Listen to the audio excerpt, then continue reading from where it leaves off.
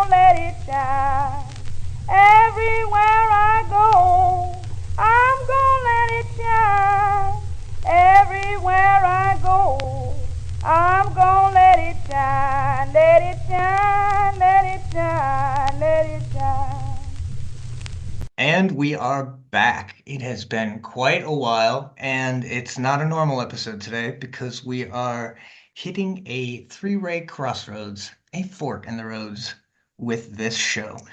We're going to continue to do some episodes on film and art with Kurt, and we will do other episodes. I'm going to be doing episodes with my friend Robert Peter. Robert, say hello. How's it going, people? Good to be here. Thank you for having me. Much appreciated. And yeah, this is our first little go at it, but we will be doing episodes exclusively on magic, spirituality, metaphysics, practice, and etc. Yeah, very stoked to be doing this. So yeah, I think it's quite a prominent time to be doing anything in regards to revival, especially in the supposed darkest time of the year. Um, because I think in regards to magic, magical practice, anything to do with the occult and spirituality, being in the age of Mercury or Ophiel, as the Arbitel dictates, we can get lost in too much information. So it is super cool, really, really great opportunity just to sort of be doing a grassroots show, if you will, bringing things back to the streets as some hip people might say. But yeah, it's just really good to be doing this. Um, so yeah, it's quite cool at this time of year, just going straight into it, because it gives us an opportunity to have some downtime, and sort of like realize exactly where we're at. But I think it's also super important because it shows us just how bright our flame actually burns. Um, Especially when you've got like a lot of stuff going on in your life, like especially magically, learning new practices, and just sort of expanding upon other ideas. You get to see what flame shines brightest, so you can see which path to follow. I know, speaking personally, that this time of year has shed great light, excuse the pun once again, on exactly what I should be doing. So how about you, Rev? Can you say the same? Yeah, definitely, definitely. One thing that the winter always does is it points out the weak points. It like articulates very precisely what areas need work in your life and what are the weak things that like you're not gonna make it till spring if you don't see to them. And some things, aren't that urgent necessarily, but it does have a way of doing that. And I feel like when you hit this middle point, there's something about like lighting the candle and like walking the rest of the way that really aligns with that. Like, because the work, a lot of the work I feel like at this point is done. The tending to the farm, the mending of fences and such. Um, and then at this point, it's like you've got your ducks in a row, you've sorted some things out, and now it's time to just like trudge forward and endure and look for what's coming. Yeah, definitely. 100% agree with that. I mean, like coming from the Christ-centric background, that I, yeah, come from, basically.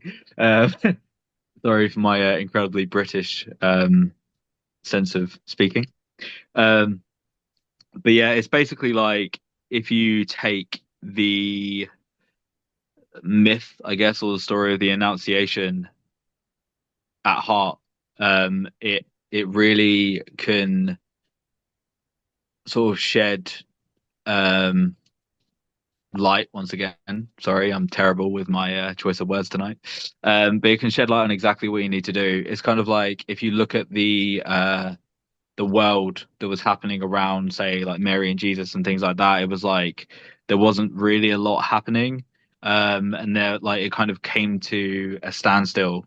And in the midst of all of that sort of decay and yeah, just decay, I guess, is the best way to put it. You don't need to further elaborate on that. um, is that you had this rebirth, if that makes sense. It was like a rebirth of a new way of doing things, and then what came from that obviously is the whole entire story of Jesus and everything that transpired from that. Um, and then obviously we still talk about that today in regards to Christianity being, I guess, the world's most well-known and widespread religion. So it just goes to show that like whatever you kind of craft in these dark times has great potential to echo for eternity, Mm. or at least your lifespan on this earth. So Mm. yeah, it's definitely a good time to kind of like take a step back and look at exactly what you want in life and exactly where you see it going, and then acting accordingly um, once that time comes around. Yeah, yeah, that makes a lot of sense. Uh, it also brought to mind for me like the idea of cultivating a strong inner flame, because the candle that you carry now that the sun is being reborn slowly. You carry through till the light is fully, back in force. Um, it takes like a strong inner will and an inner strength and an inner flame to be able to like do those creative acts and those sort of personal barrier breaking things, or even just staying to the course and doing good work in these dark times, like that extra force that there is whenever something is done in the face of adversity. Like the adversity here in the north, like here in Denmark, is actually the dark. Like it's the dark and the cold, and it wears you down. So like yeah, I just really vibe with that yeah, inner flame idea of like you need it because you're actually weathering the darkness. Like you're holding out. There is also, the other side of things, which is pretty prominent in my own practice, and that is like being really fond, and just with my character in general, being very fond of the dark. Um, Mm. this and that's been like a big thing that's kind of driven me through my entire life, is like been made to be afraid of the dark as a child, and then that means like constantly drawn to it and wanting to be in it and amongst it so that I understand it, so that it can alleviate the fear. Um, and I think there's a lot of that stuff going on too, like where it's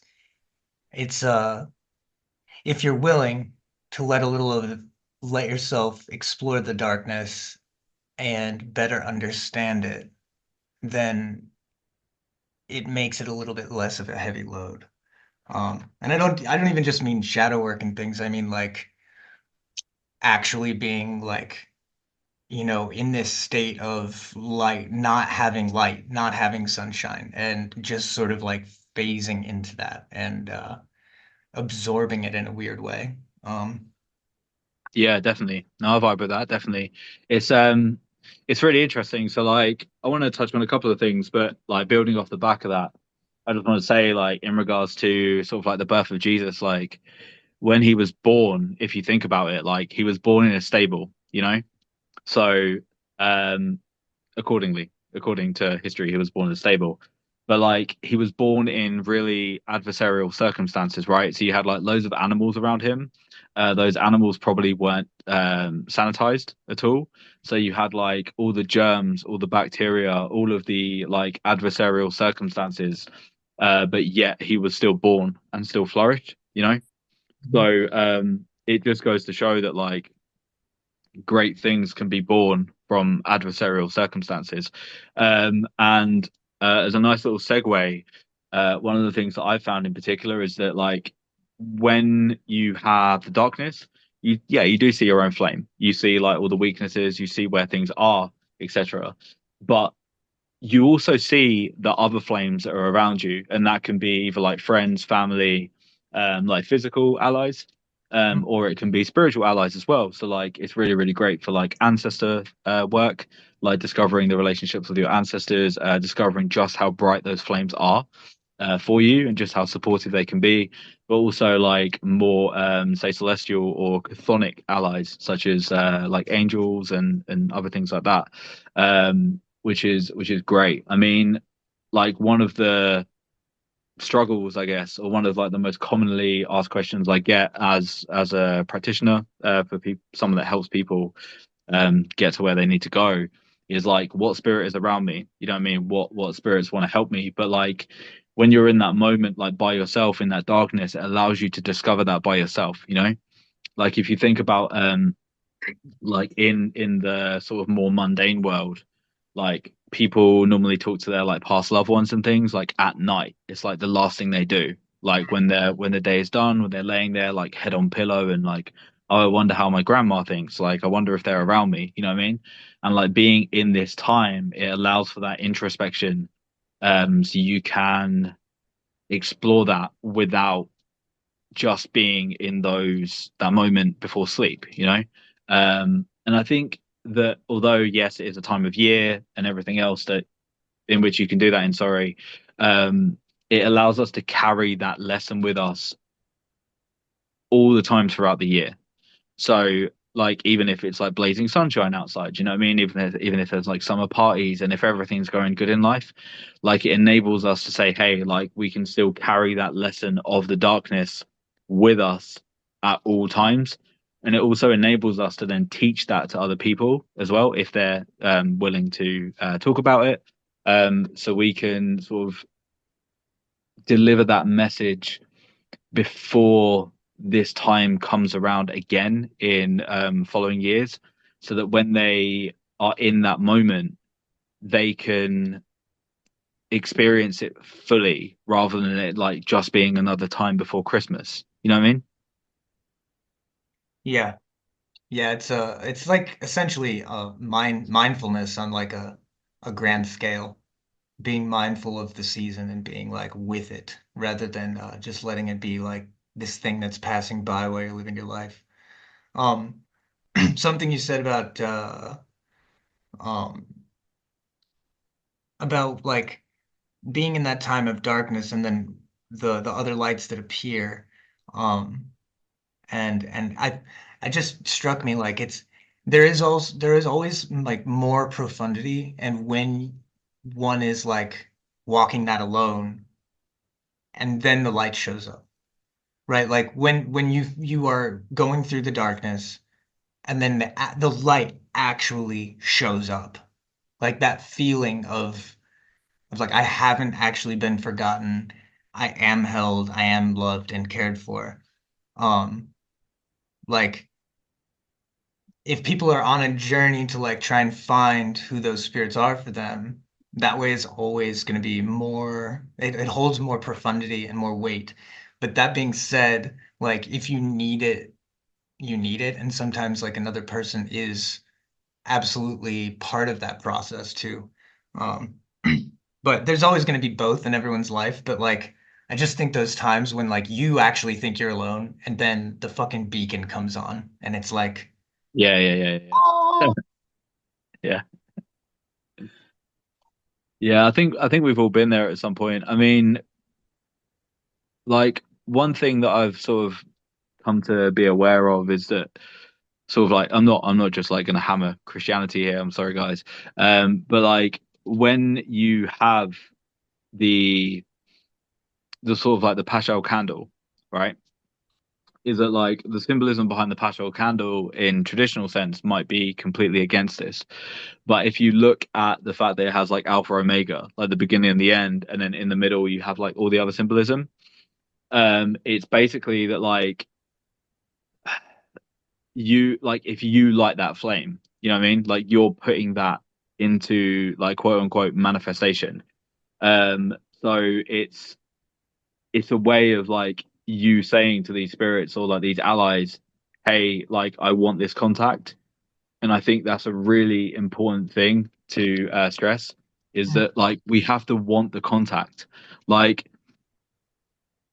one of the most common things I see is people like wanting to find out about their holy guardian angel, but I don't know if people would really know what to do with their holy guardian angel if their holy guardian angel actually showed up.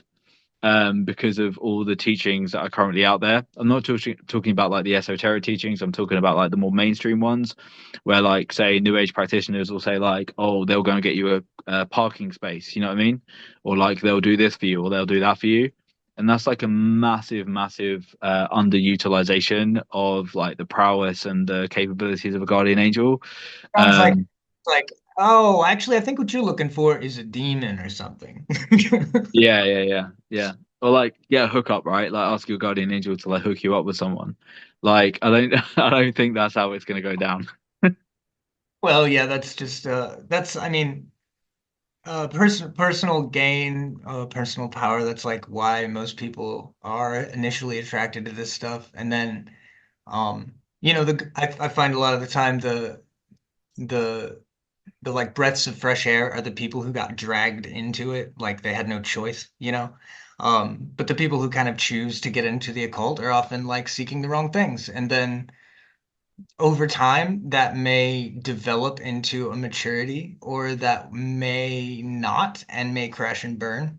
Um, but yeah, definitely lost my train of thought there. No, it's all good. It's really weird because like what I see from sort of like say new age practitioners who are taught about like angels and stuff like that and whatever is that they have the very like materialistic mindset. Like not all of them, you know what I mean? But I'm talking about the ones that do. They have a very materialistic mindset of like wanting results, like wanting money, wanting girls or guys or whatever, right? And then you have like the more religious mindset where they won't actually ask their guardian angel for help at all because they think it's like too sinful or like they're in the mindset of perpetual repentance. Yeah, So it's kind of like finding that middle ground and being like, it's okay to ask for help. You know what I right. mean? Yeah. Um, It's also and a lot of personal blockages people have that they like might not realize they have that are preventing contact in general. Like, there is, you know, mm, very common thing to have just a part of yourself being afraid of it. And that part that's holding back prevents like the fidelity of the experience that someone is consciously seeking, you know? yeah, definitely. Yeah, it's like sometimes when people discover their holy guardian angel, they're like, oh, or like their guardian angel, same thing, I think, personally. But they'll be like, oh, like expecting these like great mysteries of God to be revealed to them. And it's like, yeah, you might get them, but not yet, you know? It's like learning to like I guess be in a relationship with someone, you get to know the person first, and then you delve into the greater mysteries of their being. It's not just like here, have it all on a plate, you know what I mean? Because like it's like secrets, right? Like you don't just tell secrets to anyone, um, because you don't know them, you know? And although like I guess sometimes, yeah, you can, and it's great too, because like you form that bond straight away. Like that is about you recognizing that that bond's there and the other person recognizing that that bond is there. Like if neither party recognizes that that bond is there, then it's a slow process, you know what I mean? For So sure. like they'll go at your speed, you know? So if you're like, right, like I want to know you for who you are, like in regards to the angel, and this is how it is. Like I want to know you, teach me. Like I think one of the prayers in the Arbitel basically says like send me one of your spirits or whatever, like something about having an open heart or open and contrite heart or something like that. But it's like having that humility to go and say, look, I don't know anything, you know what I mean, teach me, you know. Yeah, your um your helping spirits tell you to get your shit together and like how to do that or help you with that. yeah That literally is them giving you the secrets of God that you are equipped to handle right then because you are part of God. So like that is the secrets of God that you're ready for at that point, you know? Yeah, definitely. And it's just really interesting to like see people wanting like all of these like amazing things to happen like straight away. I mean, like going back to the Arbitel, like if you look at it, like the aphorisms are basically secrets of God, right? Like, and I think the first aphorism, like I can't open it because I'm currently on my phone and limited by technology right now. But it says like something along the lines of like for those to get secrets, you must know how to keep secrets, right?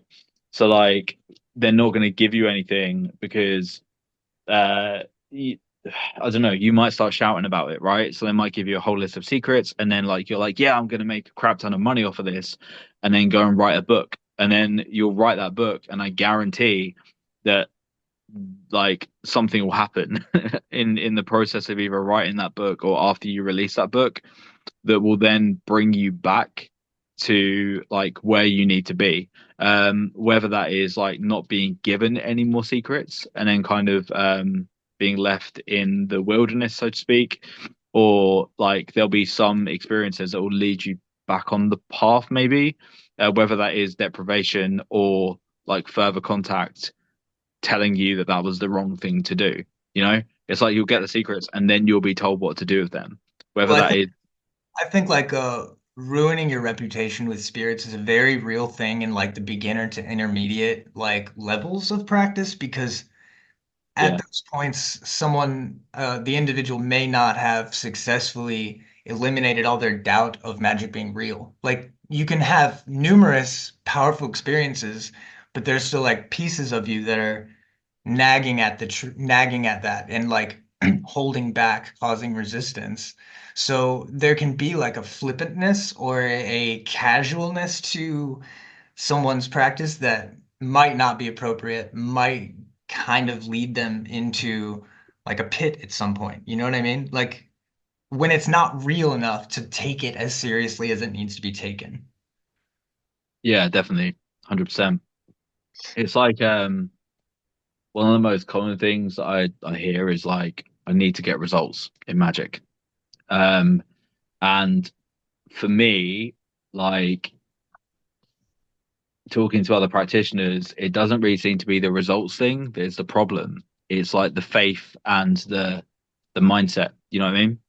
So like you might get an opportunity or whatever, but if you're not in the right mindset or if you haven't like communicated with these spirits to find out exactly like what you're supposed to do with that, you could flounder it, right?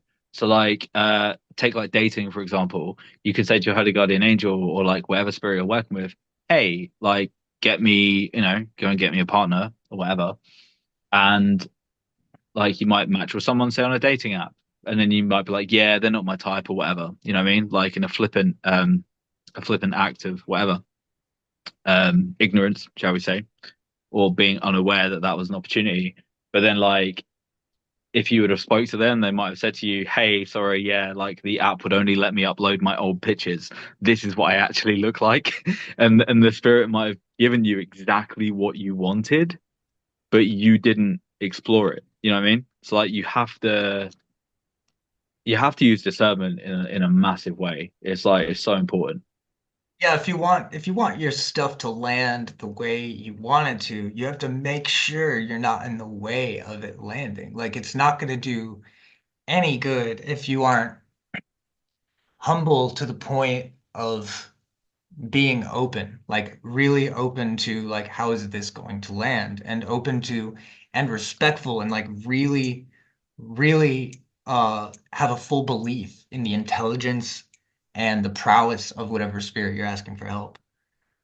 Yeah, definitely. It's really interesting. Like you see a lot of people sort of like jumping around and working with different spirits because they didn't get results for the other ones, from the other ones, sorry. And it's why I have like deep, profound respect for like the ATRs and any tradition that venerates your ancestors because it's like you knew that those people lived, you know their characters, you know like how they might help you. So there's already a degree of connection with them. But like if you're going to an angel, you might be like, well, I've only read about this angel in a book. You know what I mean? So I don't really know how it operates. So I think like starting with your ancestors is a massively um like good thing, like a hugely good thing. But a lot of people overlook them, you know what I mean? Because they want to work with like the big seven or like, you know, a Greek deity or something like that. A lot of people a lot of people skip right over their ancestors because they fail to imagine further back than a generation or two. And usually in the that those are the recent ones are the ones we're aware of being troubled. They were all troubled in some way, I'm sure. But like if you think about the sheer span how many people are your ancestors. And if you think back to a time depth that's like, it goes back forever. Like it goes back until it's not human, until it's microbial. So like you can, there are people for you. Like no matter what your immediate family was like, no matter what atrocities are like, you know, or traumas or whatever are attached to your blood, like it Mm.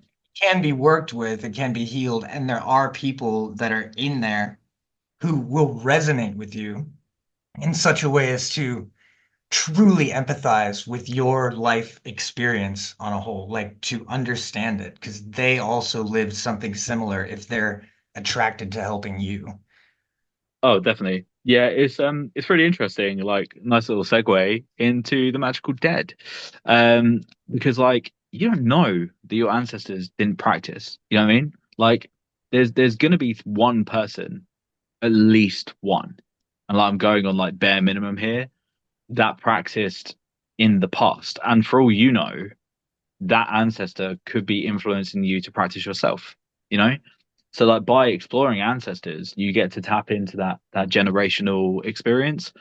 And if you think that if that ancestor, that one ancestor was like the the first ancestor in your like line that practiced magic, then they will know like the first steps to take, you know what I mean? And they would have been with you like the entire time. So they'll be able to look at where you've gone wrong, look at where you've gone right, and sort of give you that guidance. But if you're like shutting that door on them, then you're shutting the door on a, a limited, I guess, a limited way, a limited supply of wisdom. But that magical dead person can go and find other people for you that will be a good fit. It's kind of like so if you had like a really controlling family member who would only let you be in relationships with certain people, you know what I mean? Like they're being like controlling in this case because they want the best of the best for you.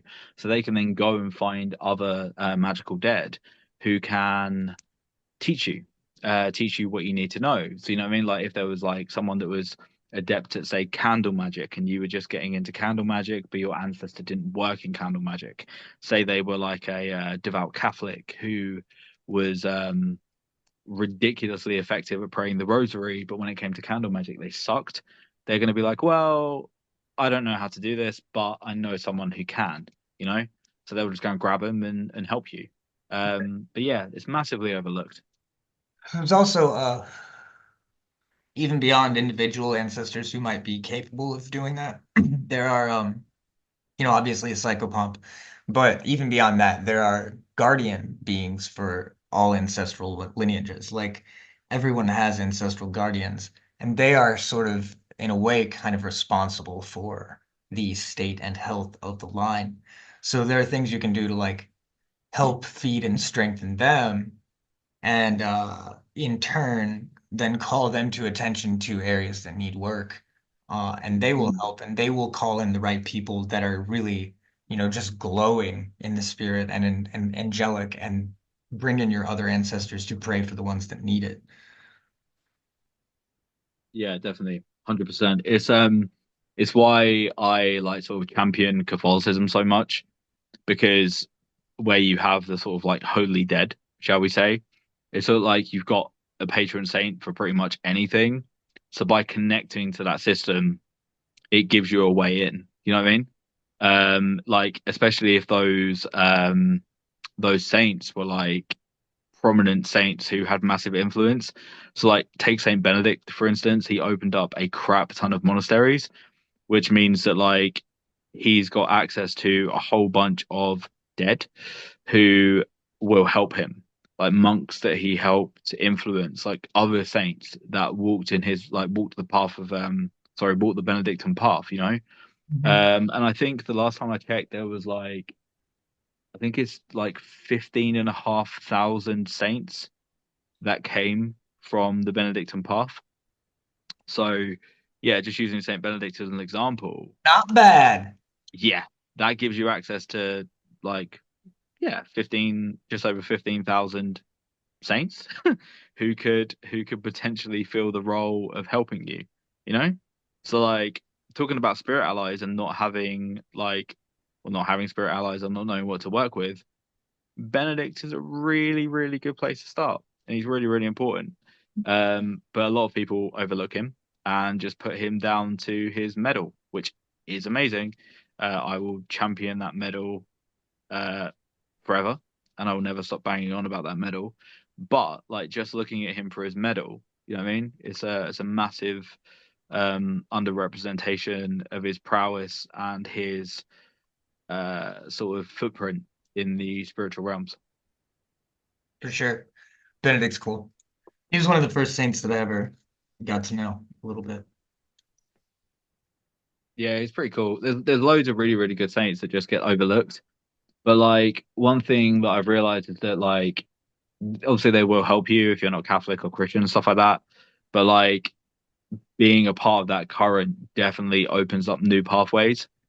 Um, like it's been brought to my attention that people who say like want to walk the Benedictine path get a lot of insights into how Benedict can help them, especially in regards to more secret things as well.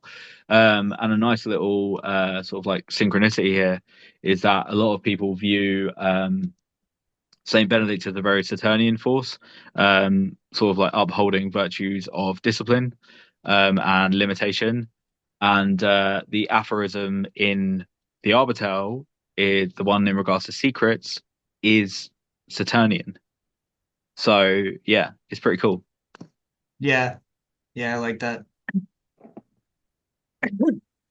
His I like that he was, essentially elected to a position of leadership and then was so disciplined and strict that the very people who demanded that he was their teacher tried to kill him with poison, which is another very Saturnine thing is drinking the like surviving attacks from poison.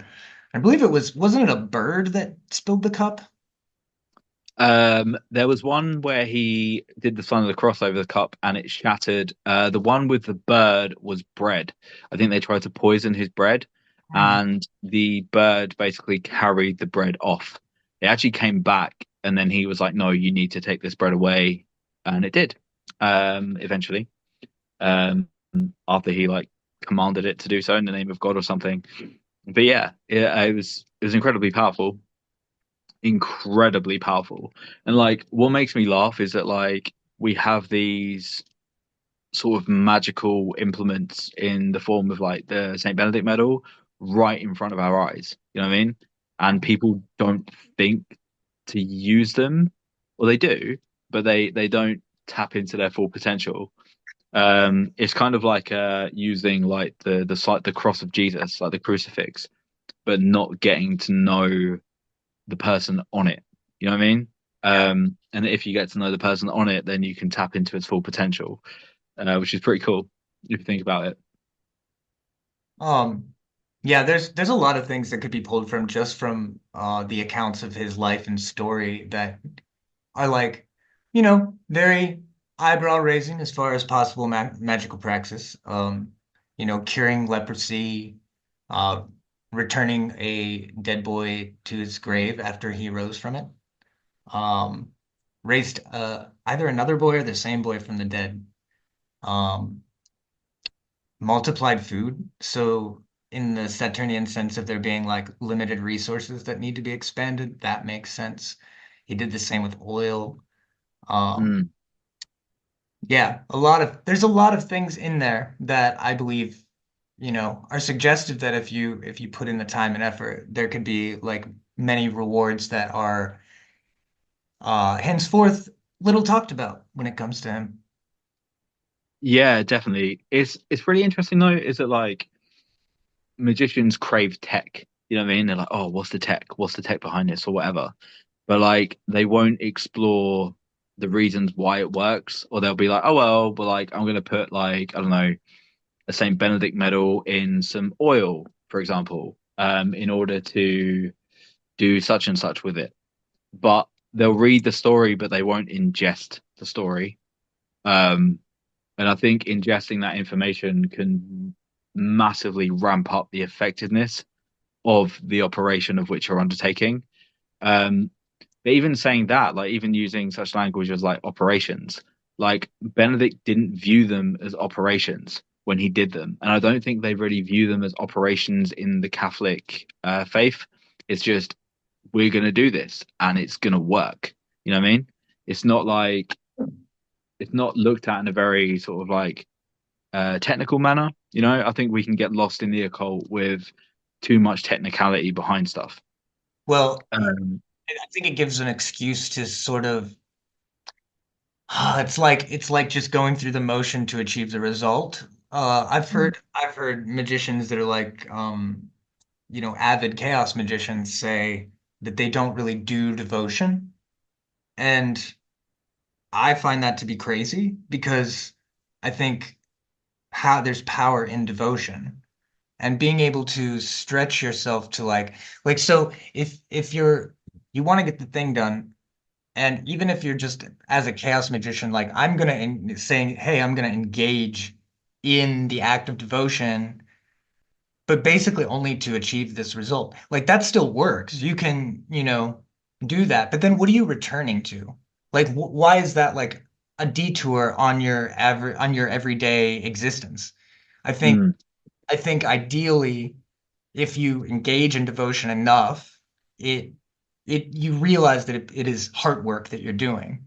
Um, and after you do enough heart work, you start to like lose the impetus or the motivation to go back to center and be like, oh no, okay, well I did my devotion and for the sake of this thing, and now I'm going to return to center and be what? Selfish and separate from everything else again? Like to yeah, it doesn't make sense. to me, Yes. it makes much more sense to slowly erode the barriers that prevent you from being devotional to every being that you work with in a way, in some form or another. There should be that reverence, yeah, reverence is the word, right? It's because gratitude implies that you have received something and you are expressing thanks for that through your heart. However, reverence is something that arises simply through the astonishment and awe of what you're experiencing or of the being that you're in contact with or in relation with. Um, and I think Yeah. that is a more pure and more pure state and something that basically all spirits recognize as being um, a thing. Oh yeah. No, definitely. I 100% agree on that. I mean, like, I think that's why working with your ancestors is so good because you're dedicated to your bloodline, right? Like, um, well, some people might disagree with me on this, but whatever, I don't care. Um, it's like without your ancestors like wanting to have children, you wouldn't exist. You know what I mean? So Mhm. like they're gonna stand with you, like whether you have kids or not. You know what I mean? Like I don't think it matters, but like carrying on your bloodline is the single most important thing. So like honoring your ancestors and having reverence to the people that came before you is ridiculously important. Um, but yeah, it was really weird. So like when you were talking about sort of like dipping in and out of like certain currents, say, as a chaos magician, like I went to Christianity in a chaos magic sense because I was under attack by stuff and I was like, screw it. I'm just gonna do the sign of the cross over me and say the Lord's Prayer. And that worked really, really well because I threw my heart and soul into it. And it was basically like came from chaos magic, stayed for the stayed for the faith. You know what I mean? Because I realized that like the path of Catholicism, or like when you throw yourself into anything, not just Catholicism, that devotion matters. Because you might go somewhere and be like, yo, these people are actually really cool. Like, this is really cool. And I totally vibe with it. But then you might jump out because you might be like, well, I'm just a chaos magician. Like, I can't stay here. Like, I need to keep my path, air quotes, chaotic, for lack of a better way of describing it. Um, and yeah, definitely like chaos magic can be a way to find your path. It allows you that freedom of like non commitment. But when you do find that place of commitment, stay. Definitely stay. Make your home there.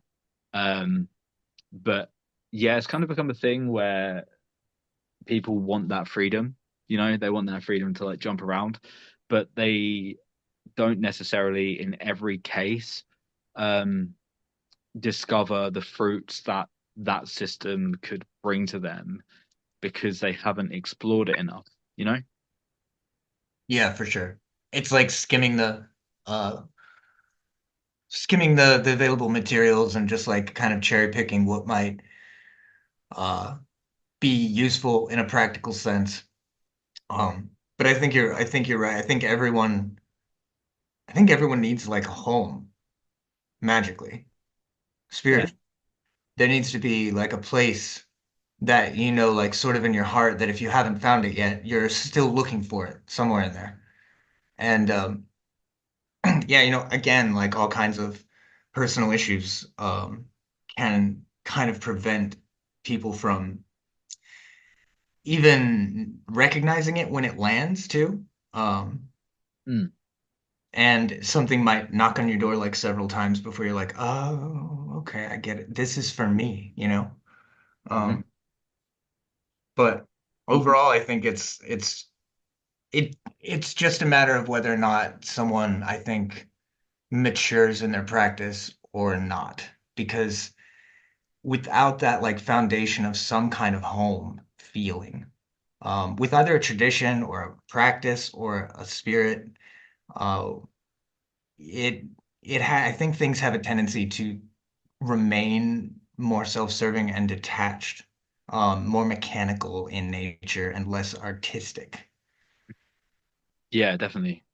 Yeah, it's like there's one practice that I suggest to some people sometimes, depending on if it's relevant or not. But like they might say to me, well, shall I work with this spirit? Shall I build an altar to this spirit? And I'll have them build an altar to their self, like with a photo of themselves, like give themselves a glass of water every day, a candle. And one, it gets them used to working with spirits, like spirit upkeep, if you're going to go down that route. But it allows them to take that time to be dedicated to themselves enough. I mean, like we take time to like, brush our teeth, shower, do all this kind of stuff or whatever. But when it comes to honoring our spirit, we don't do it. So like by taking that time to sit with yourself, and you can say mantras or prayers to yourself or do a whole bunch of other stuff, if you wish. And it just builds that bridge. And then after you do that, then you can be like, well, this is how I felt when I was devoted to myself. It felt really, really good. And it just allows that compass to localize on what makes you feel that way. Because like I was saying earlier, like doing magic and stuff is somewhat easy. You know what I mean? We live in like 2024, soon to be 2025. You can go on Amazon and pick up like grimoires that were like heretical to own at a click of a button. Like our ancestors did not have that ability. So it's doing the work on the self and being devoted to the self first, then being like, right, okay, well, now I'm gonna go on Amazon and order whatever, or I'm gonna like download a PDF. Not endorsing illegal downloading, by the way. Just gonna say that.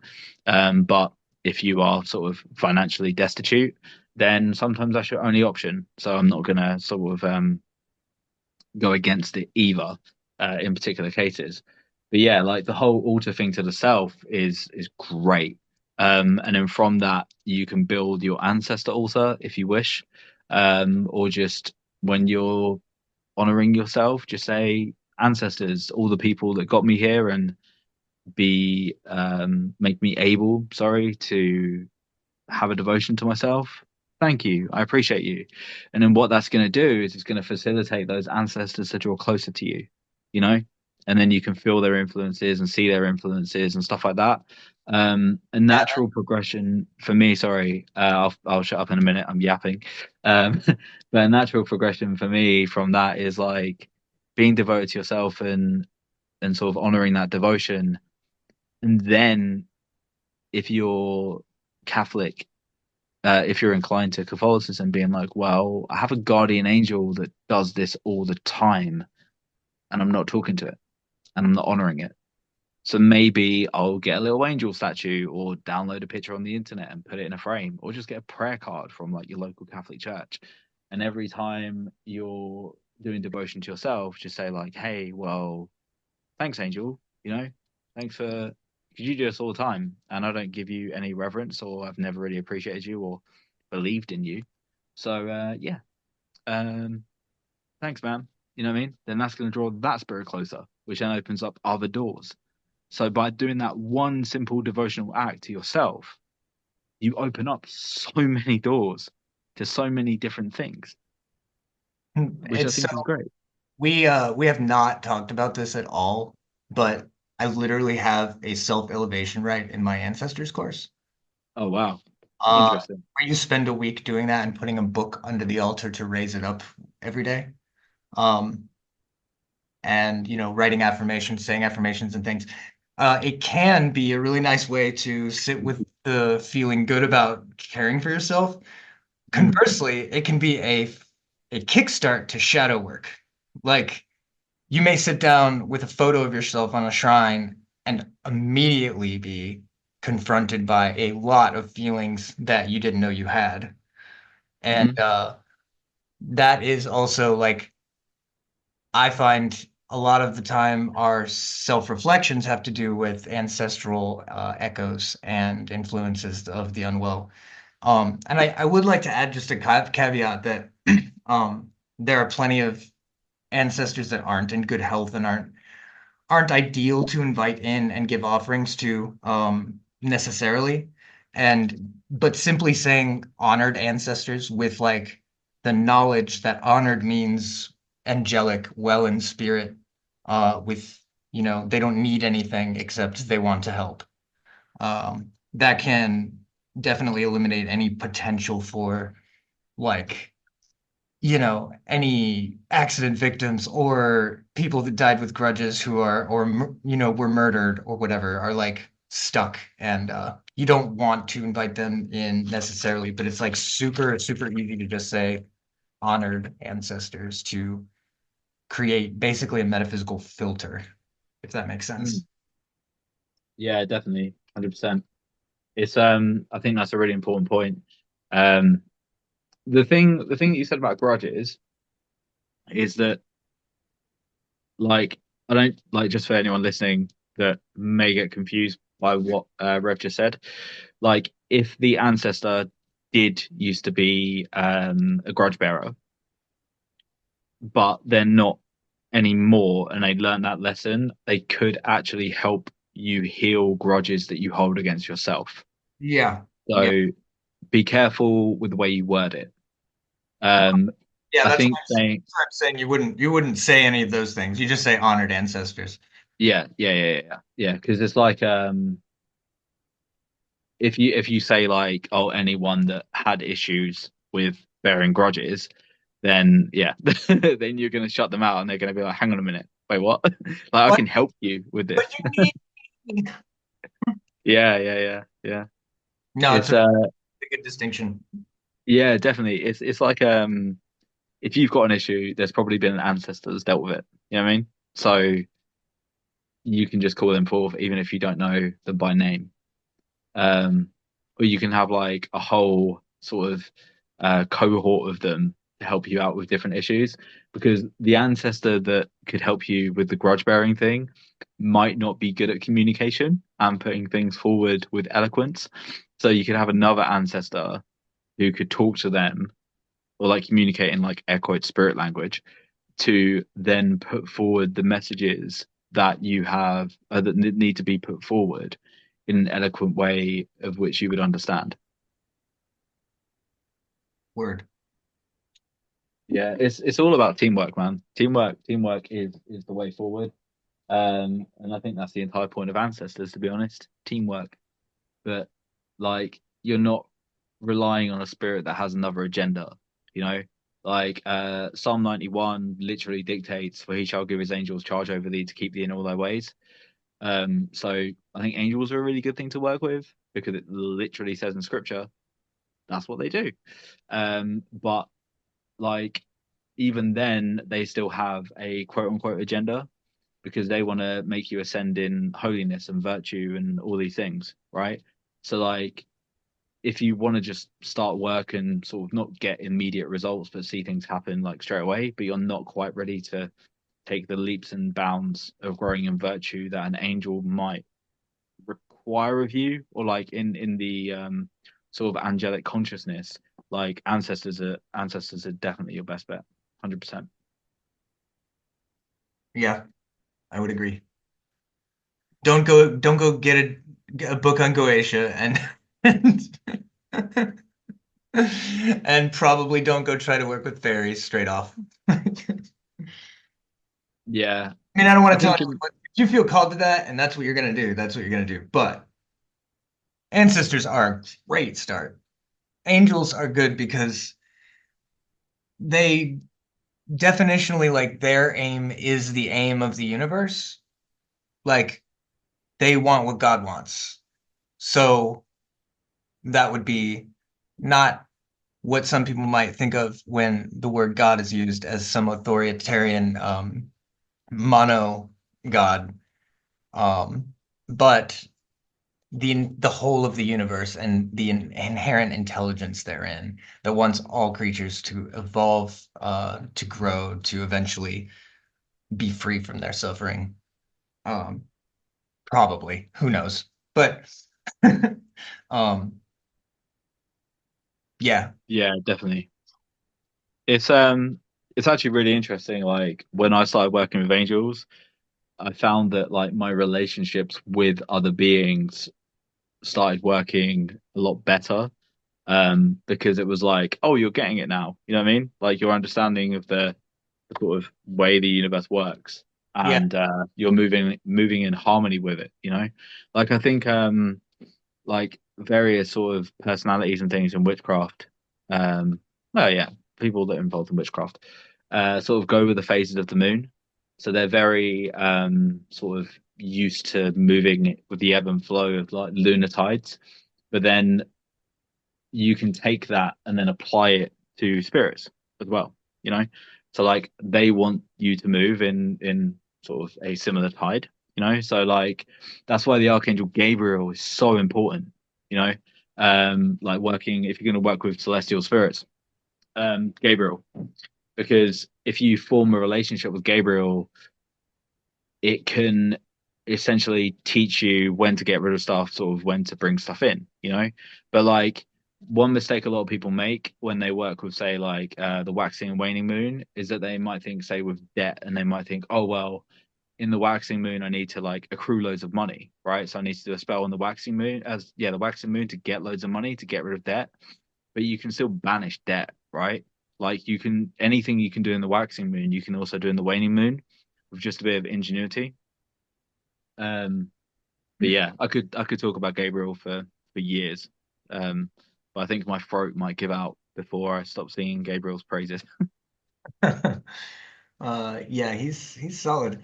Um, I yeah, I found what you were if it's not cool to bring this up, I can totally edit it out later. But what you were saying the other day when we were talking about the angels and how there's a lot of like sort of flippantness and essentially these beings are like they don't necessarily get the respect that they deserve some of the time because they do get cartoonified, and even like biblical angels became memes, which who knows, maybe that's their way of showing up in the world and reminding people they're there, but it also like does kind of echo to me like a sense of like, oh, it's just angels. Like I do them, a lot of magicians do them in the LBRP every day. It's like and I think there's like a really a tendency to limit their power in people's heads. Or you said that, and I completely agree. Mm. No, it's completely fine to bring that up. I think I think a very human way to put it forward, or a very mundane way to put it forward, is like, yeah, you're calling these angels, like doing the LBRP or the LIRP or whatever derivative of that you wish to do. Um, and they're like the four personalities that you're most used to, maybe in the early stages and maybe even the more advanced stages of ceremonial magic. But like it's kind of like when you start a new job and you have like the manager and the secretary and the manager of HR and another person who I can't think of at the top of my off the top of my head. And although you become accustomed to their presence, they do not lose prowess. You know, that manager still makes the decision whether you get fired or not. The secretary is the person that's going to answer your calls when you phone in sick. The manager of HR is the one that you go to when you have a problem with someone at your workplace. Like they're still there and they still hold a very prominent role in your existence in that space, but it's very easy to look over them and forget them for who they are. And if you take that and if you apply it to your guardian angel, it gets way more interesting. Because it's like there's this Catholic exorcist guy, and I'm not sure how much of this holds weight, but they say that like the guardian angel is um more powerful than like some of the most powerful demons, or like adversarial forces. And when you think about that, it should make your mind blow up if you don't already have that view, or have had that experience. And I found that it can be entirely true. Like a lot of Catholics sort of do the Pope Leo the 13th, I think it is, or Pope Leo third. I can't remember what it is. But like the prayer to Michael, like defend me in battle and stuff like that, when they could just as easily call their guardian angel to punch whatever it is in the face. You know what I mean? Like it's so simple, but very underutilized. And yeah, definitely do not deserve. They don't get the respect they deserve. Because I think some people like will jump to other entities and stuff when they're not getting results from angels. But I think when you have that realization that these angels are what they are, you know, and they do deserve that respect, then the work that you'll do with them will be a lot better, you know? Mhm. I yeah, I could go on. This is probably a whole episode, but I could go on and on about how I think people should do exactly that thing you just said, but with plants and fungi. Oh, yeah. Like, Uh, so caveat, not caveat, segue slash revisiting something that I already said. Gabriel. Gabriel rules, well, is the angel of the moon, right? Yesod. So the moon rules growth cycles and herb allies. So yeah, working with Gabriel basically taught me the importance of plants. I have a bit of tech which I'm not going to share on here because it's extremely personal, but it basically utilizes Gabriel with your herb allies. So yeah, it really makes things great. You don't have to, obviously, um, but I will say to all those listening, if you have a particular lunar deity that you work with, ask them to help you out with your herbs and see what happens. that's interesting. I'm thinking this sounds like this feels like the moon knows plants well, so the moon can advise on plants because the moon regulates and oversees things. Um, yeah, I know like herbs are very connected to Jupiter in general. Uh, but I think planetary attributions with things, they get very artistic depending on the person, you know? And Mhm. it all is true. Like if you find a way in, then it's true to you and that's real in your world. Yeah, Um, yeah, definitely. The thing, okay, so like in on the subject, sorry, of like planetary correspondences to herbs and stuff like that, um, in like Kabbalistic magic, shall we say, or like planetary magic, I guess they're the same thing ish. Is that all that light has to come through the moon, you know? So at the end of it, at least in my understanding, like if you take the Kabbalistic tree of life, the light has to go through Yesod before it comes down to Malkuth, which is where the herbs are grown. You know, Yeah, so yeah, yeah. that makes sense. I hope it does. Sometimes I get a bit tongue-tied when recording things, so I do apologize, listeners, if I have been tongue-tied this evening, but I've been trying my best. No, you're good. I don't know what to say now though. Yeah, I yeah. was just thinking, I was trying to remember which grimoire it is that has some plant attributions and things. I thought it was Sephirothio, but I was scanning through it and didn't see it. Um, but it talks about like even with an individual plant breaking it down and like if it has thorns, then the thorns are martial, and like the petals and pollen are Venusian, and they break it down to like the individual parts of the plant, which I think is really cool. Yeah, definitely.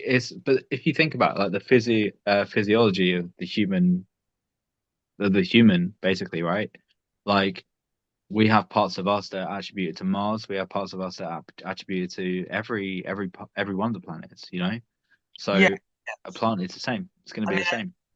and by attribute, I mean like it's like the human attribution. It's like the co-creative process of us creating webworks of understanding that like in the spirit are actual avenues.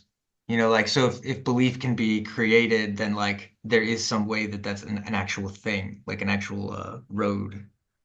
Yeah, yeah, absolutely.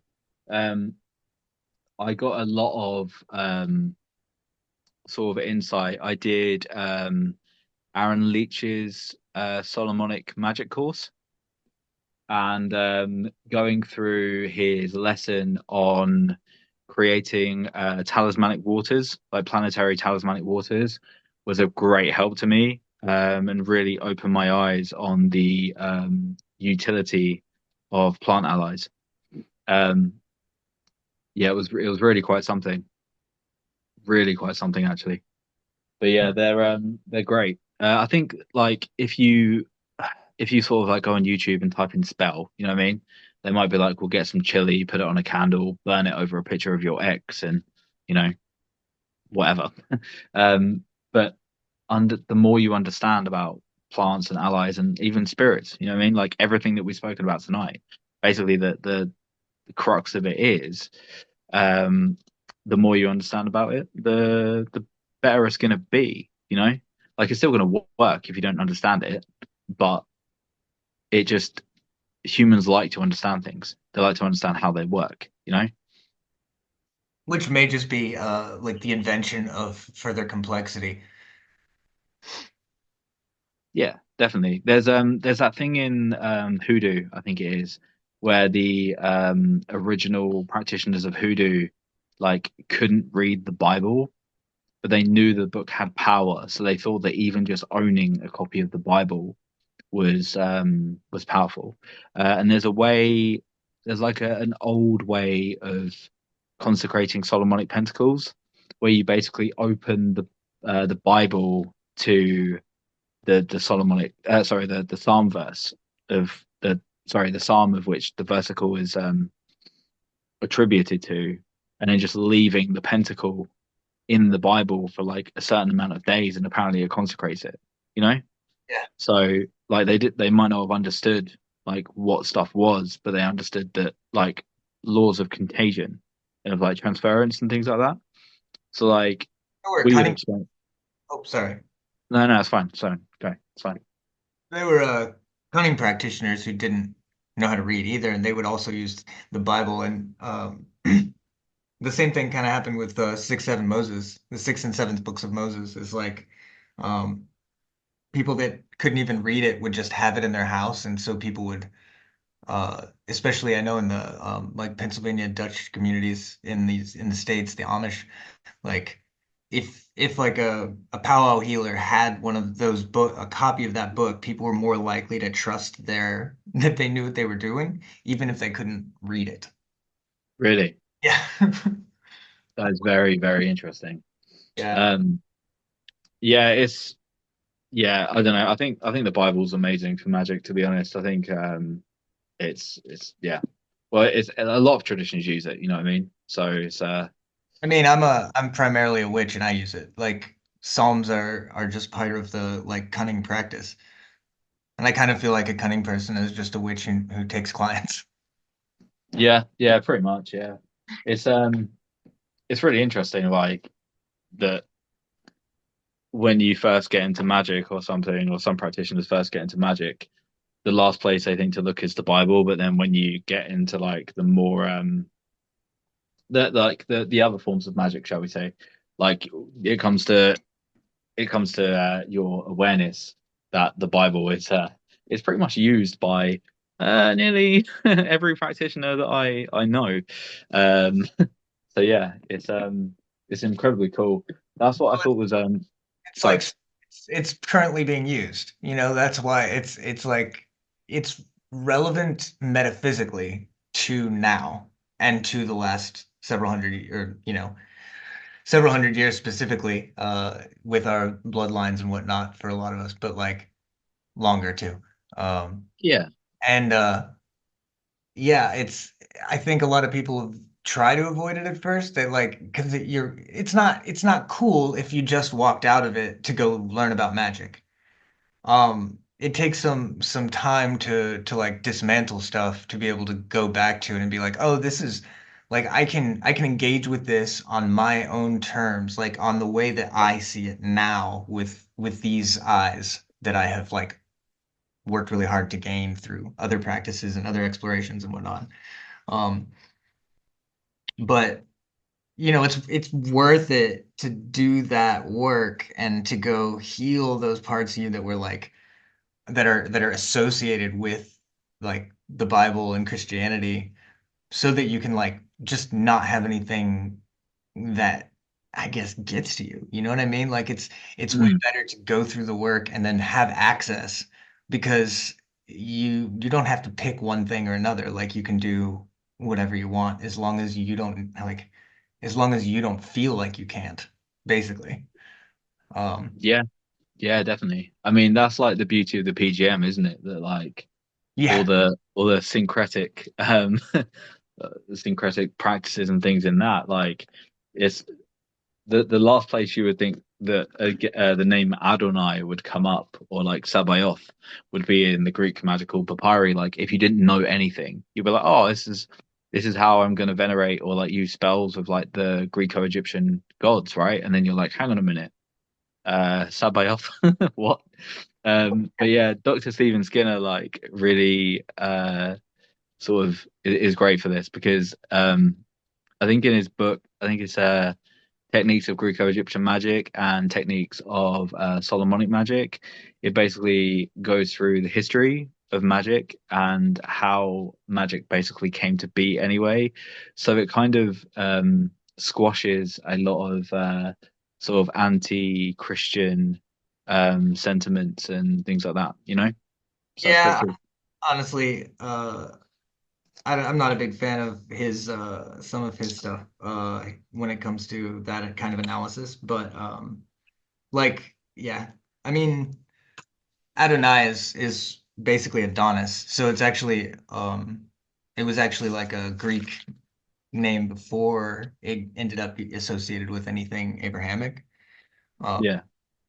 But like I I don't know. I don't know. I think that the magic it's always been there. It's been there since like humans have been here and before then, because we know that Neanderthals had circles of skulls of their ancestors, like magical circles, but this instead of stones, it was the skulls of their ancestors on the ground and in the ground. Um, Yeah, yeah, definitely. like they were doing stuff, and they aren't even human. They were here before us. So like, um, and if you look at the Psalms, like there's quite a few Psalms that are Egyptian or Greek, or at least heavily hypothesized to be. And a lot of a lot of just the Bible in general is kind of like it's repurposed archetypal stories that existed in the cultures that influenced the Israelites, and like that's just how it works. That's just how it goes. It's just like how, every civilization that comes along, like they write into their cosmology that the new gods like killed the old ones or won a battle over the old ones or whatever, or imprisoned them or something. It's like they're writing into the um Yeah, but so yeah, definitely. like I definitely wouldn't, yeah, I wouldn't give. I think Catholicism used a lot of ancient tech and just kind of subsumed it. Um, and in doing so kept it alive, but like the church kept it alive, in my opinion, only because it served them, it served their power.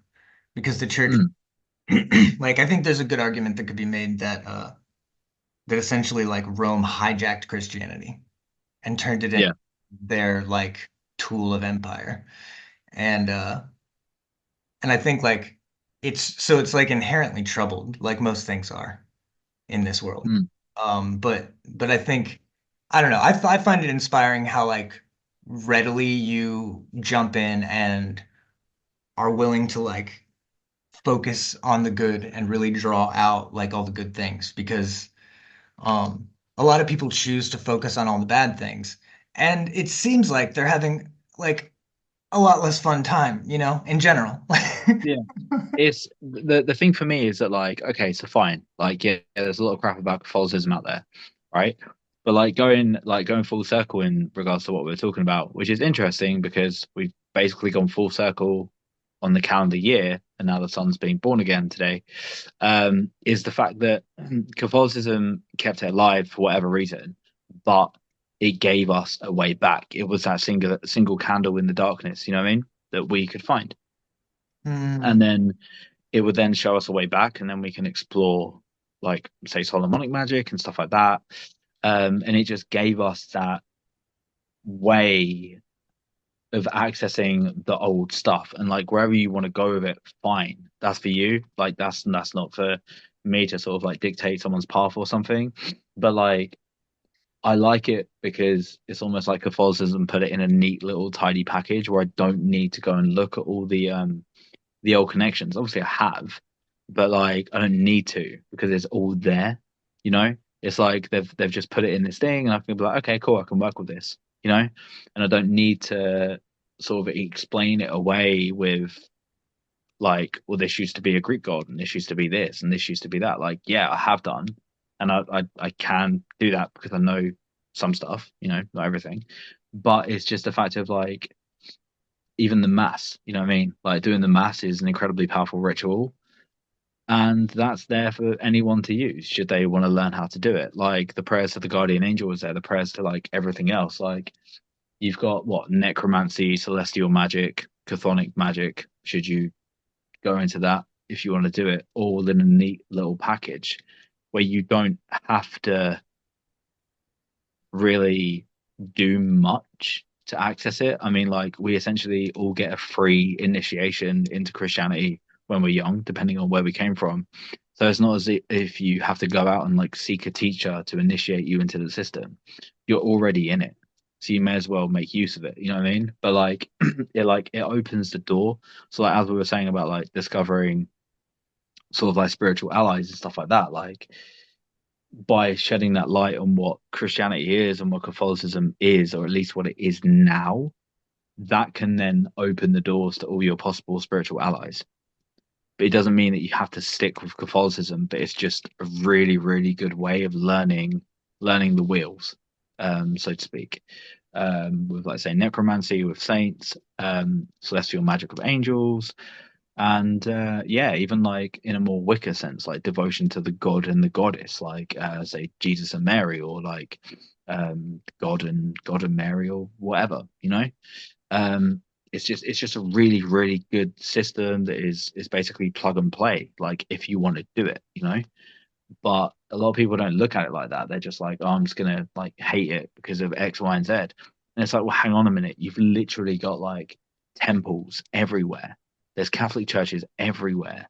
that you can go into and you can experience it. It's not like this sort of like not obscure religion, but not even a dead religion, but a lesser practice religion that you have to seek out some really old transcripts, and then you don't even know if it's been tampered with, and you don't even know if the tech is good. Pick up a rosary, pray the rosary. You know what I mean? Like that's tech right there. You don't even have to have the physical thing. You can just like go online, say the prayers, and I mean if you're ever looking for like a way into the quote unquote mythology, just walk down the high street looking like minutely gothic, and there's probably going to be a Christian who's going to give you a booklet and tell you where the local church is. So it's you don't need to do anything. It's all there. So it's kind of lazy in a way. But yeah, it's incredibly good. I think it's great, but it just takes a bit of being open, like you can essentially get a class in Solomonic magic, or at least the training wheels of Solomonic magic, by observing a local mass, like the purification of the temple, the exorcisms of the candles, the blessings and blessings of the incense. You know what I mean? Like the Psalms, like it's all there. But no, people want to not do that, and they want to kind of bite their was it something about removing the nose to spite their face, cut off their nose to spite their face. But yeah, definitely for any like budding Solomonic magicians, just learn a Catholic mass or go to a Catholic church and do that. And you're like, by the time you come to do Solomonic magic, you're essentially going to be like head and shoulders above like other practitioners who chose to reject Christianity or go to it in a different sense. Yeah, and I think from like a purely chaos magic perspective, it is the most practical thing to incorporate, even surreptitiously, even heretically, into your practice, because there are literally, it's like there are batteries everywhere, like of power. Um, and it doesn't have to just be Catholic, like it depends on, what it is, but uh, it can be just the Christian current in general. Mm.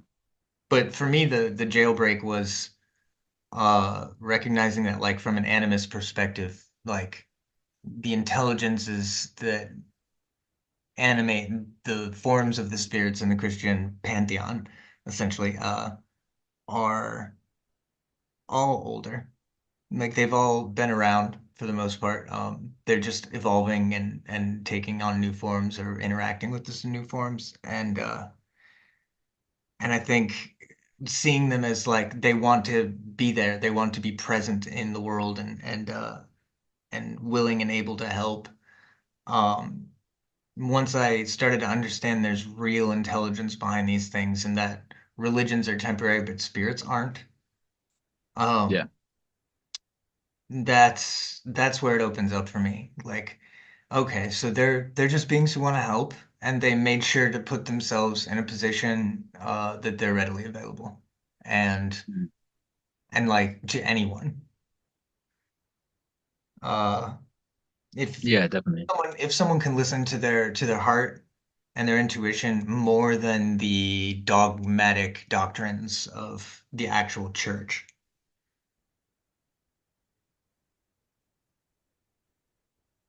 Yeah. No, I definitely agree. Yeah, like although I practice Catholicism, I don't follow Rome at all.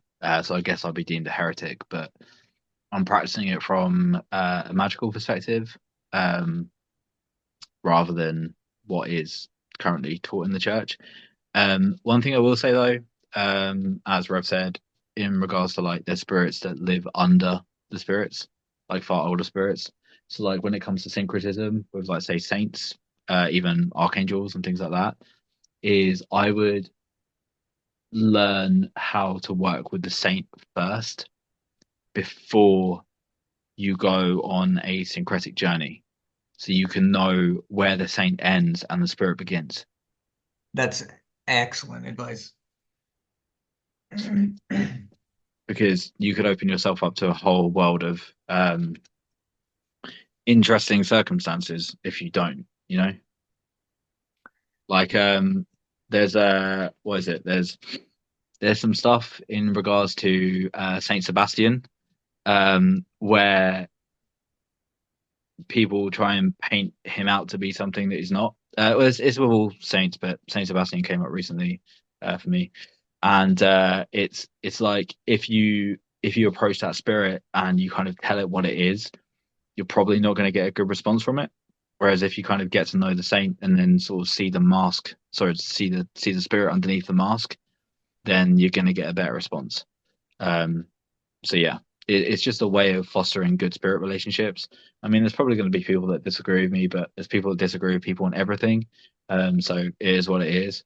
But like some people equate Hermes from the Greek pantheon or Mercury from the Roman pantheon with Saint Expedite. He's quite a well-known folk saint, so a lot of people work with him, even if they're not Catholic. But it's like I would say work with Saint Expedite first before you start equating him with like Hermes or something like that. I think it's really, really important. Word.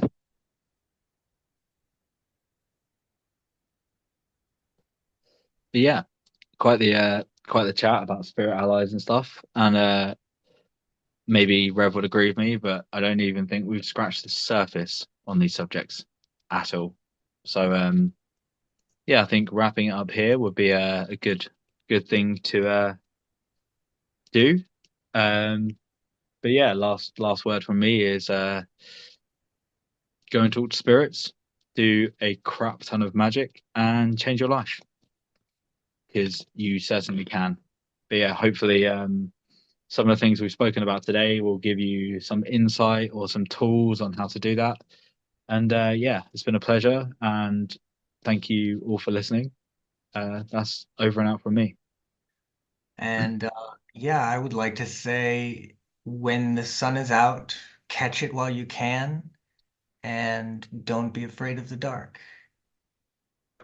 And we will, yeah, we'll see you soon. I think we're gonna make this a thing. So prepare yourselves and have a lovely Christmas, everyone. See you later.